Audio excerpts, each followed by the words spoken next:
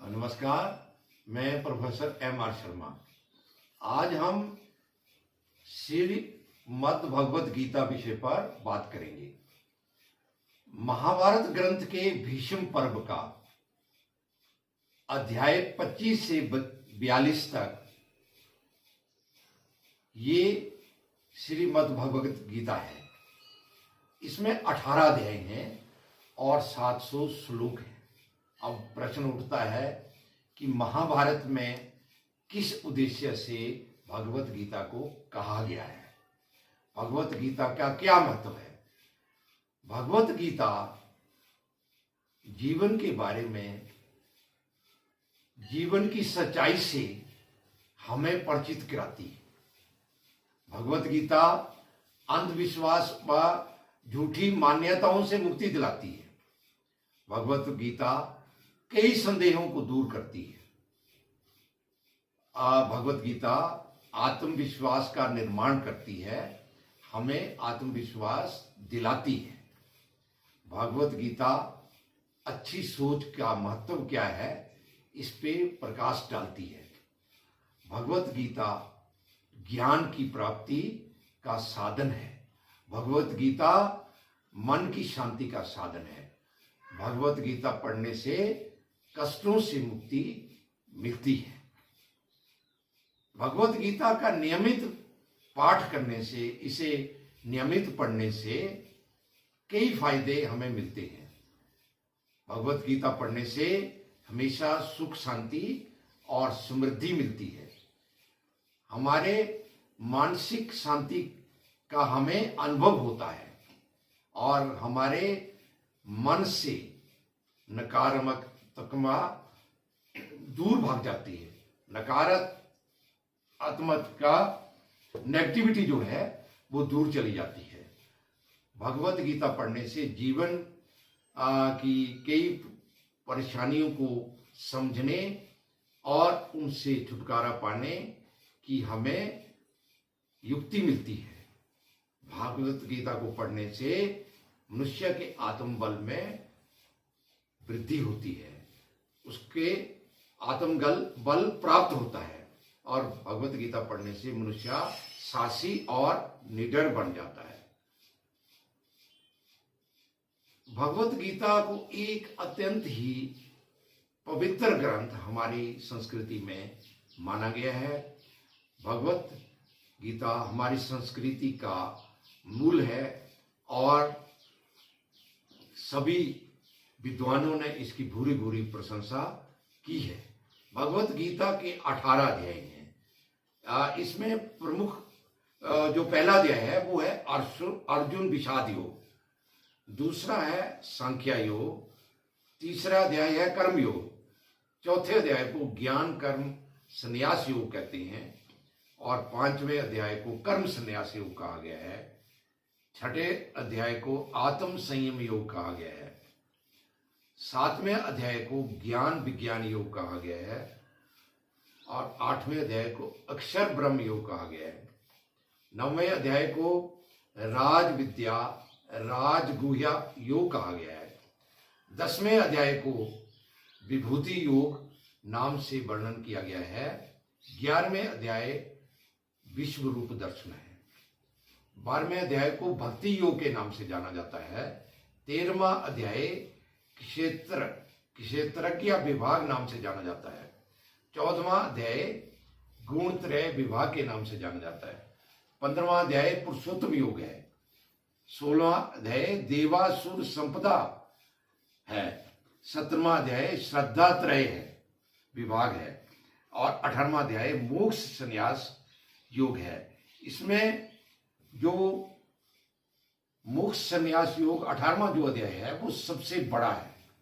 इसमें 78 श्लोक हैं और भक्ति योग और पुरुषोत्तम योग 12वां और 15वां अध्याय सबसे छोटे हैं, जिनमें मात्र 20 श्लोक हैं। विश्व में गीता क्या क्या स्थान है? गीता को प्रमुख भाषाओं में अनुवाद किया जा चुका है। विश्व की जितनी भी प्रमुख भाषाएं हैं उनमें गीता का अनुवाद किया गया है। विश्व की सबसे बड़ी गीता की जो लंबाई है वो 3 मीटर है और इसका वजन 800 केजी है। इसे बनाने में 1.5 1.5 करोड़ रुपया खर्च आया है। इसे इस्कॉन मंदिर दिल्ली में स्थापित किया गया है। विश्व की सबसे छोटी गीता की लंबाई 2.5 सेंटीमीटर है और चौड़ाई 2 सेंटीमीटर है।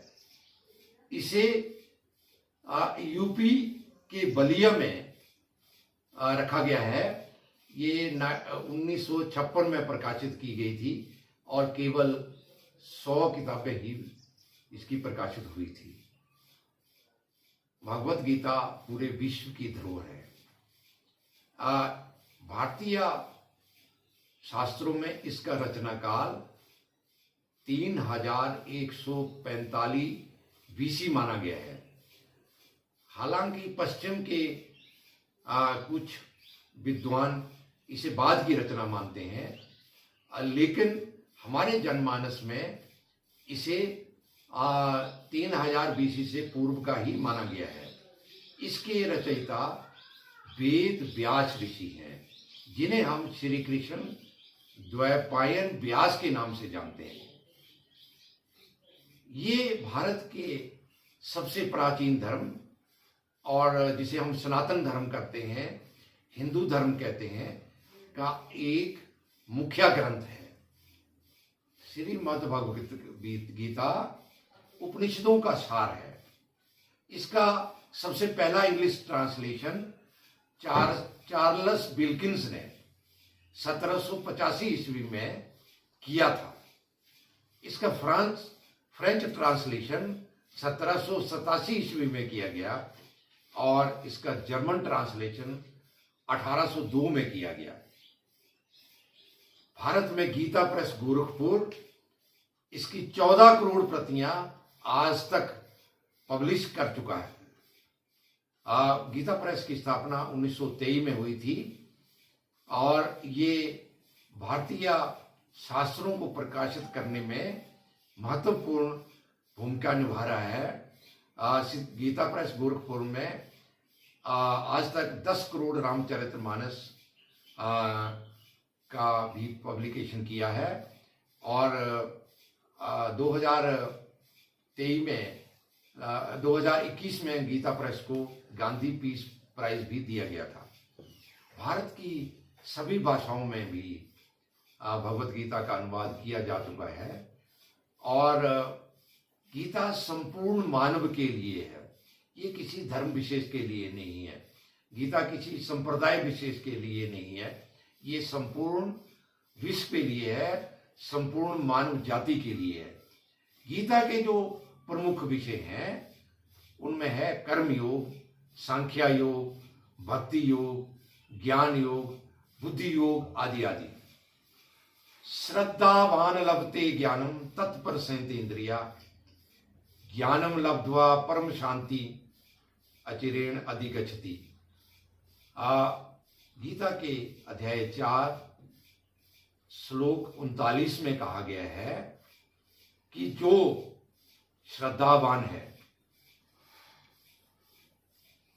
जो डिवोटेड है, जो तत्पर है और जिसका अपनी इंद्रियों पर कंट्रोल है, उसे ज्ञान की प्राप्ति होती है। ही ऑब्टेन्स नॉलेज, और नॉलेज प्राप्त होने पर, ज्ञान प्राप्त होने पर, सच्चा ज्ञान प्राप्त होने पर परम शांति की प्राप्ति तत्काल हो जाती है। ही ऑब्टेन्स सुप्रीम पीस, ऐसा हमारे शास्त्रों में और भगवत गीता में कहा गया है।